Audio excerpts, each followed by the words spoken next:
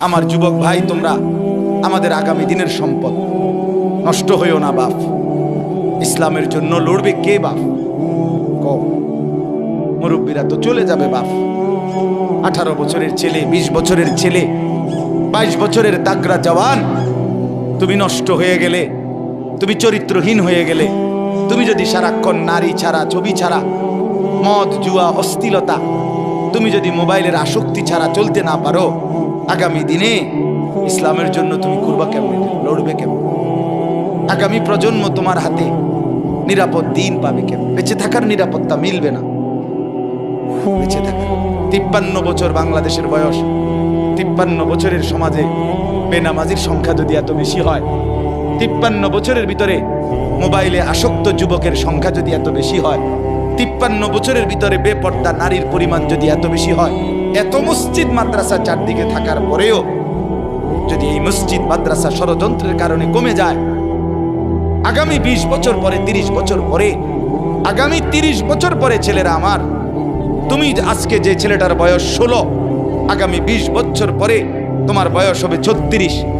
আজকে যে ছেলেটার বয়স 20, আগামী 20 বছর পরে তোমার হবে 40। আমার এখন 42 বছর। ধরে নাও আমার 4টা সন্তান আছে, 2টা মেয়ে আছে, 2টা ছেলে আছে। তাহলে আগামী 42 বছর যার বয়স আসবে, 20 বছর পরে, 25 বছর পরে, হতে পারে আল্লাহ চাহে তো আল্লাহর দয়ায় তুমি হায়াত পাইলে তুমিও 2টা বাচ্চার মা বাবা হবা, 3টা সন্তানের বাপ হইবা। তাহলে তোমার এই যৌবন কালটা যদি তুমি সারা দিন মোবাইলেই কাটাও, অশ্লীল ছবি দেখে কাটাও, এক ওয়াক্ত নামাজ পড়তে যদি মন না চায়, তুমি যদি রাস্তার সমস্ত বেড়ি দেখতে মন চায়, পৃথিবীর সব উলঙ্গ ছবি যদি দেখতে মন চায়, আল্লাহর দোহাই করে বলো বাপ, তোমার হাতে তোমার জেনারেশন তারা কি করবে?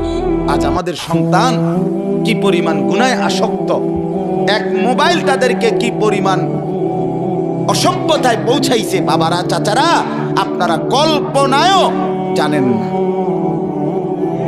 আপনারা জানেন না। আপনি মনে করছেন ফুলাগা নষ্ট হয়ে গেছে, না নষ্ট হয়েছে না, শুধু গন্ধ ছুটছে। নষ্ট হইলে তো ভালো আছিল, রাতের ভাত তো সকালে ভিজাইয়া দুইয়া খাইয়ে লাইলে সারত।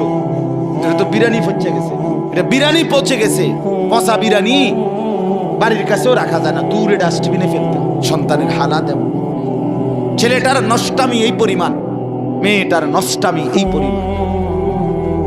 হাসতে হাসতে টাকা নষ্ট করছে, লক্ষ লক্ষ টাকা। অজস্র মানুষ